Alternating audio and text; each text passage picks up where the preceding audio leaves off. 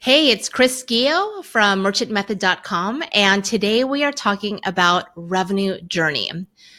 And this topic came up specifically because I had a fantastic question from an established and growing brick and mortar business thinking through 3 years from now, 5 years from now, what does growth look like and how does considering real estate and commercial leases figure into this growth?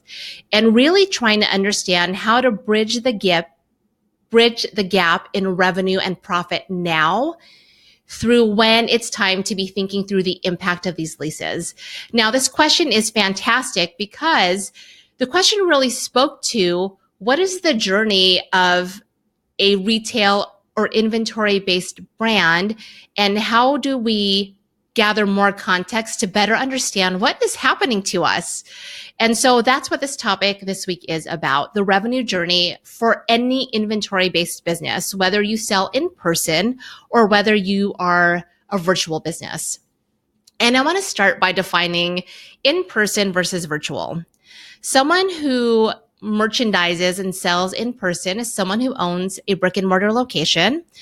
They may also be selling through pop-ups, mobile businesses, craft shows, out of their home, face-to-face interaction. That's what I mean by an in-person business.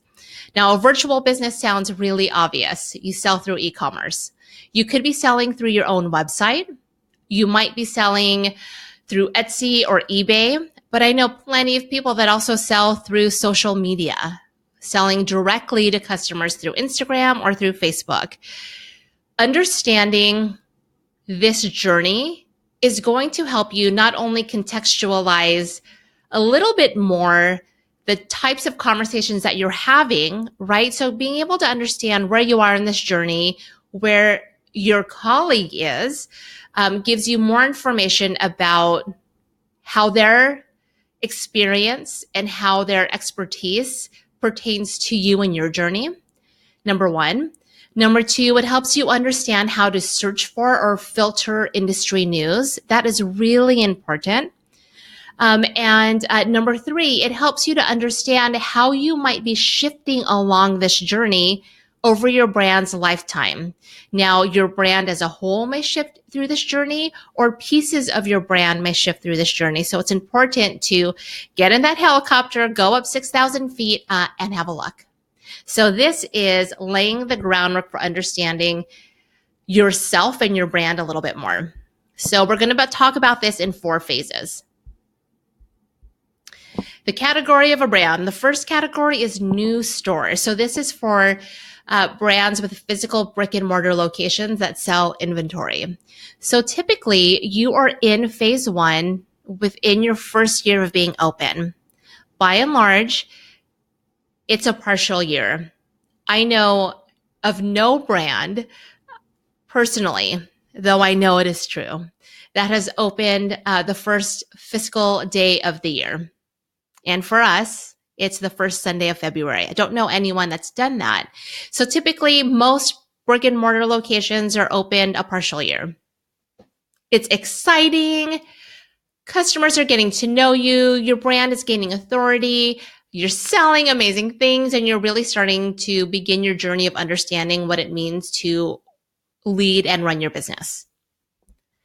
Then after the last day of the year cycles and you turn the page to a calendar of a brand new year, physical brands move into non-comparable status, this phase of the journey. Now, in all of inventory-based businesses, there are more brands that are going to be in this phase of non-comparable than there are not. And the reason why is this piece of the journey, non-comparable, includes both in-person selling, that includes outside of a brick and mortar, outside of a physical blueprint space. It includes all online selling.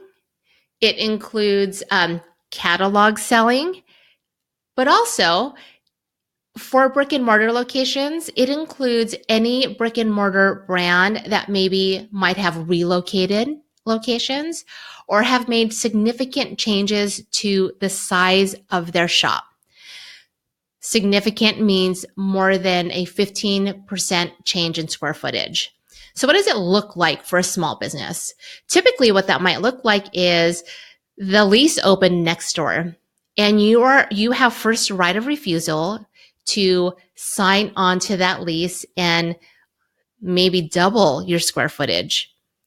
It could mean that you have a big, beautiful space and now you want a collaborative partner, someone with complementary products like service to your product. For example, cafe to your bookstore. Or you want to really hone in on one very specific category of product within what you've been selling. So you really downsize in a meaningful way and invite someone else to share your space with you. That can move you into non-comp. For a brick and mortar that's really been in place with no meaningful square footage or blueprint changes, this for me is what I consider your first full fiscal year of business.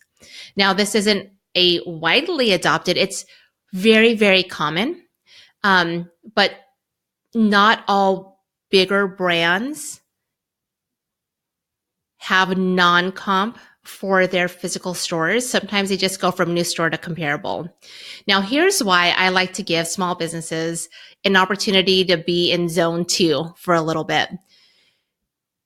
When you have a single store or a small number of stores, it's really difficult to gather a lot of statistically significant information about your sales, about returns, about price adjustments like markdowns, about customer traffic, all of these meaningful things that impact your business. So even though in phase 2, a store's first full year, even though they may have been open 9 months as a new store, you still need to really understand the end-to-end calendar journey of your brand with your customer. And there's still a lot of newness, a lot of halo effect happening from being a new store, and still a lot of volatility. So I like to put this non-comp piece of the journey in. And then for anyone else that sells inventory outside of the same blueprint of a brick and mortar, we fall into this category. And the reason why is there's so much change happening in all of the aspects of your business. Customer traffic, reach, all of these really meaningful things that influence conversion. The way that the business models are set up that almost allow people to indicate a desire for a sale, but then they won't trigger it. So an example is shop cart abandonment. Someone's thrown it in their shopping cart and it's hanging out for a couple days before they actually decide. You know, there's different circumstances around customer shopping behavior that puts people in and brands in this non-store sales. You might be an established brand and you are adding a whole new product category. For example, if you've been selling apparel and now you want to add a significant amount of your budget to shoes or a sales channel of shoes, or if you have a physical location and you want to open up a mobile boutique, or if you sell primarily through pop-ups, but then you're signing a 2-year sublease within someone else's space, right? So here's how you can understand how pieces of your business might be shifting along this journey depending on your business model. So let's move forward in this journey for a brick and mortar in the same space. By the time you hit phase 3, you are moved into a comparable or a same store sales category of your journey. This is your store's second full fiscal year of being open. What I love about phase 3 is that you're really starting to get the ropes. You're really starting to be able to align your gut with what's actually happening. Business will typically look like this. Customers will typically buy these things. The inventory is typically going to move more quickly during this year versus another part of the year. This is where you're gathering meaningful quantitative data to go with your qualitative inputs in this year. Now, in this year, your second full year of being open, it's a little bit difficult to really rely on the quantitative numeric results of your first full year of being open because there was so much volatility. But this year in phase 3, you're really gathering all of your resources so that when you move on to phase 4 of your journey, you're still in comparable or same store status. It's your store's third fiscal full year of being open. And here's where I suggest to small and medium-sized businesses that are brick and mortar locations, here's where you can actually start to look at last year. Because so much of the extra noise, there's so much that influences a customer's decision to purchase, but so much of the extra noise about your space, about where you're located, about foot traffic, about seasonality and trends have pretty much been leveled out. This is a beautiful place to be. Now, again, in this fourth phase, there are no guarantees, just like there's no guarantees in business, but we know so much more than we did before. So as you are doing some very real things that we as small business owners do, as you speak to colleagues in your local chamber or in your local collaborative, as you talk with other small business owners, when you receive information or you share information, think through, where am I in this revenue journey and where is my colleague in this revenue journey? As you make shifts in your business, how much of this shift amount changes where I am in this revenue journey? Do I want to wait to be further along in this revenue journey to make some significant business model changes or assortment changes? By understanding where you are in your revenue journey, you can understand how to learn more about and how to make as most informed decisions as you can about the types of things that impact your profit, and be able to really align this gut, all of this qualitative information you have, and decide how much you want to rely on data based on each of these phases.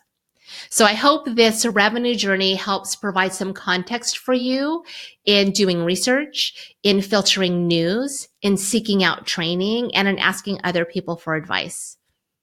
Thank you so much for joining me. I'm excited for you and your own journey through this revenue map.